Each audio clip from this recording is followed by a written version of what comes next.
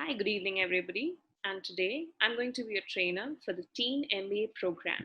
At Henry Harvin, we have this small initiative called Teen MBA program, wherein we are getting on board teen CEOs and making them ready for the upcoming world, giving them a small insight about the industry, giving them and telling them about the leadership roles, collaborative learning styles, improving on integrity and their analytical intelligence, emotional intelligence, creativity, community spirit, global awareness, along with self awareness. In this program, we have a few modules that have been divided, and a few amongst these modules are as follows. Module number 1 is all about business ideation along with business 101. When we talk about ideation basically represents the business idea that you have and how to get it on board. Whereas module 2 talks about the business planning, what all steps are incorporated in planning, the business model development, etc. Model number 3 talks about the modulation of the business, identifying its assets, etc. We know that assets are the most important part of any business. But then when do we know that what is the required amount of assets that a company needs? That is what we're going to discuss in this module. Followed by module number 4, which is all about roles and responsibilities of a CEO. We understand that a CEO is not just a person who is there on board and who's taking care of most of the decisions, but this person is also in leadership role, wherein he has to supervise, organize, disintegrate every step in an organization.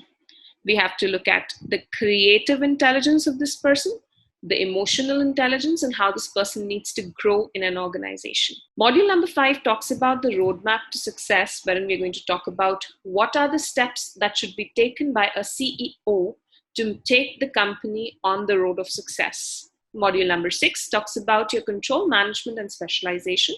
Control management talks about wherein all the resources that we have in an organization, how do we need to control these, along with the specializations, wherein we offer 3 major specializations during this course. Number 1, the CEO, which is the basic course. The CEO stands for the Entrepreneurial Officer. CFO stands for the Chief Finance Officer. CMO stands for the Chief Marketing Officer. And CTO stands for the Chief Technology Officer. Beginning with module number 1, here is how we have described a business. When we talk about a business, what are the various thoughts that come to your mind? A business is not just about making profits, but we also have to make sure that a business involves a lot many other factors. Profit making is just one of the basic factors that are needed.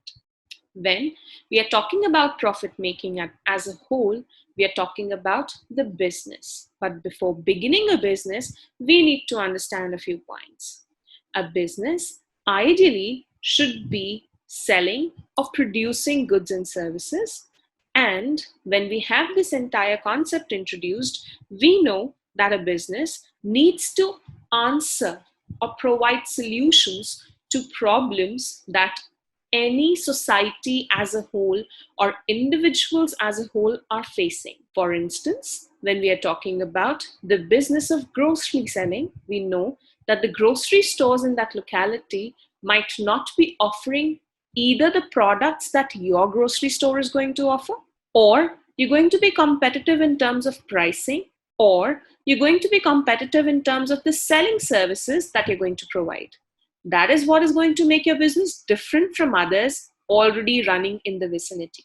The best possible answer when it comes to defining a business is to identifying solutions for the problems that people in the society as a whole are facing. It's not just merely profit making, neither is it merely producing or manufacturing. It is a combination of all these elements together. You may have a look at the video that follows, which will make you understand the concept better. When we combine another term to business, which is management, the entire term together becomes business management. We've understood that the various sub-elements of a business include buying and selling of goods and services, manufacturing of goods and services, and making profits. But what does management include? And what is it that management has to do with business? When we talk about business, there are multiple things that have to be looked into. And management as a whole is a term which is further subdivided into subparts. When we look at a checklist here, we have planning, organizing, controlling, leading, staffing. There's often another pointer which is included in this list, which is directing. Taking you one by one through all these pointers, we know planning is the basic stage of management, wherein we plan to get things done sorted. Organizing is making available the required resources at the required time. Controlling means we are controlling all the resources that we are purchasing. We are not overexerting the resources. We are neither overexerting the human resource. Leading, which does mean that this is a leadership role, which a manager, senior manager, junior manager, etc., have to look into, and they have to lead the teams along with. Staffing is a function which is usually performed by the human resource department, wherein they provide the right amount of resource at the right time, at the right place. If these resources are not available at the right time, at the right place, the company might go into huge losses. When we are talking about all these management principles, we are also talking about one another step that's added here, which is directing.